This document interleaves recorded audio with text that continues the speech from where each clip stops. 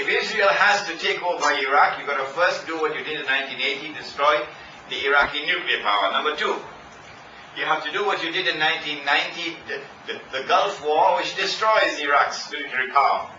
You have to do what you did between 1990 and now. You impose UN Security Council economic sanctions on Iraq so that Iraq is crippled and sent back to the old Stone Age. And you have to do what Mr. Bush wants to do now. He's coming up in the next few months. Deliver the last blow to Iraq so that Iraq will not be able to resist Israel when Israel launches her big attack. And then the territory of the state of Israel dramatically expands. I don't have the time, but there's so much more I could have spoken on this subject, a Muslim response to the attack on America, but we don't have the time. When Israel launches that attack and the territory of the state expands dramatically, then Israel can export the Palestinian population out very easily.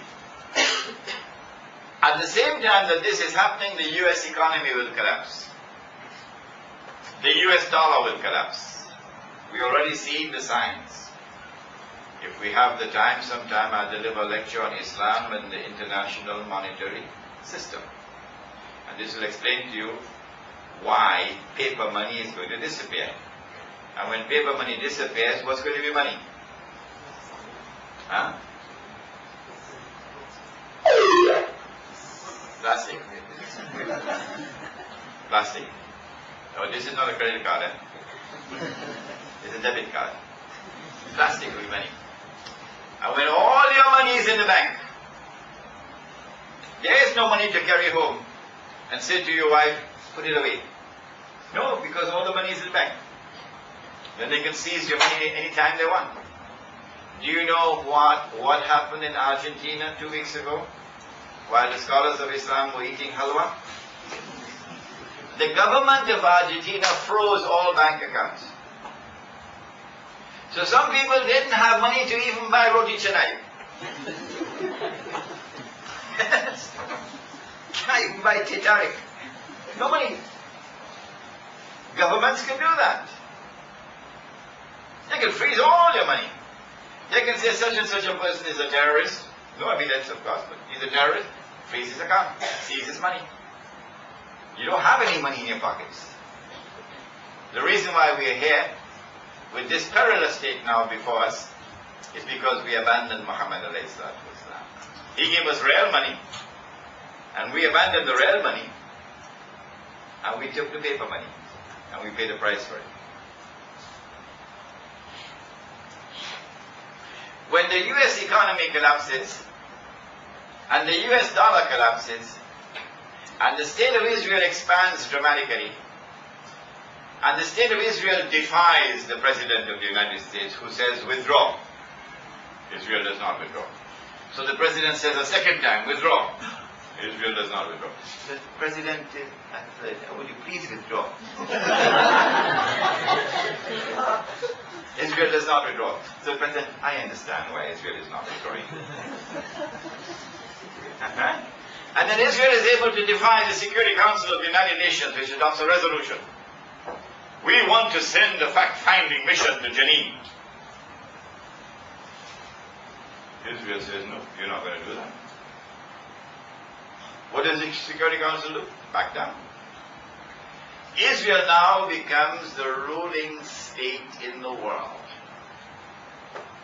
because no one can impose their will on the state of Israel.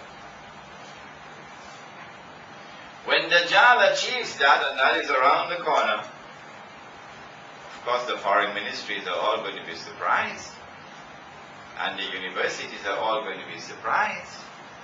But you and I who study Surah Al-Kahf, we will not be surprised. No. When Israel becomes the ruling state in the world, then Israel will rule the world for how long? A day which is as long as a week. How long will that be? Maybe 20 years, 30 years, I don't know. At the end of that period of time, then Dajjal will now be in a day which is like our day. And therefore he will be in our dimension of time, which is around the corner, maybe about 40 years, 50 years from now. At that time, the water in the Sea of Galilee will have dried up. How long will it take for that water to dry up? That's how long it will take for Dajjal to appear as a human being, as a Jew, as a young man, powerfully built with curly hair.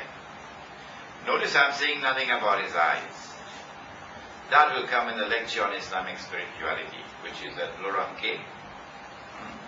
Islamic spirituality. Dajjal will now rule the world from Jerusalem. He has fulfilled his mission of impersonating the Messiah. So he can rub his hands, it is a mission accomplished. It is at that time that the Imam al-Mahdi will emerge, that we spoke about last night. And then Dajjal will attack the Imam.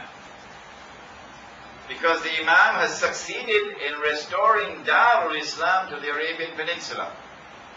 The state of Saudi Arabia is now in the garbage bin from where it came in the first place. And Islam has re-emerged in its cradle. Darul Islam in Arabia. This is the greatest and the most potent threat of all to the state of Israel. And that's coming. That's coming. And so Dajjal has to respond.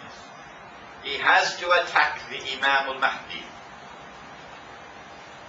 The Prophet said, alayhi salatu wasalam, he pointed his hand 20 times to the east. He said it's from the east that he will attack. And yesterday we told you how he will attack. He will be riding on a donkey. The donkey will have his ears stretched out wide. The donkey will travel as fast as the clouds. And I told you I visited Hong Kong last week on that donkey. And so we're talking about fighter aircraft. The state of Israel is going to be attacking using fighter aircraft, but will be attacking from the east. So it is Dahran we're talking about. What used to be the Saudi Air Force Base in Dahran, and now it's the American Air Force Base in Dahran. The attack comes from the east. The angels will guard Mecca and Medina. And Sahih Muslim tells us that the attack is going to be diverted to Damascus. And then comes the confrontation that we described last night. We don't have to repeat it again. Imam al-Mahdi is inside the masjid and Dajjal is outside, followed by 70,000 Jews from Isfahan, wearing their Jewish shawls, indicating that power in Israel has now shifted from the European Jew, who is not a Jew, he's a European dressed up in the clothes of a Jew. Power has now shifted from him to Banu Israel. And we said to you last night that that process of change of power has already started in Israel. While the scholars of Islam have been eating halwa, of course. Because the new president of Israel, the one who defeated Shimon Peres for the post of president, is an Iranian Jew, not a European Jew. For the first time in the history of the state. Banu Israel are now taking over. Imam is inside and Dajjal is outside. And at that moment the son of Mary comes down. The water in the Sea of Galilee is now dry. I am saying to you that that event is approximately 50 years away from now. The Imam says, here he is, this is the son of Mary.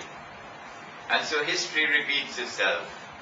Because once before it happened, when John the Baptist, Yahya alayhi salam, said, here he is, this is the man you've been waiting for, this is the Messiah. And then the true Messiah comes out and confronts the false Messiah. The false Messiah flees, and the true Messiah pursues him and overtakes him at Lud, which is the headquarters of the Israeli Air Force. And then the true Messiah kills the false Messiah. So all the planes are now grounded. They no longer have control over the skies. The source of their power is that they control the sky. The skies no longer belong to them. The Dajjal is now destroyed. Now comes the end of Gog and Magog, which we could not deal with last night. This solitary hadith is in Sahih Muslim. The solitary hadith declares that it is now that Gog and Magog are released. And the first of them will pass by the Sea of Galilee and start to drink the water. And by the time the last of them pass, they will say there used to be water there. And the world of scholars of Islam have held on to this solitary hadith. And so the world of Islamic scholarship is insisting that the world cannot experience Gog and Magog until the Son of Mary has come out.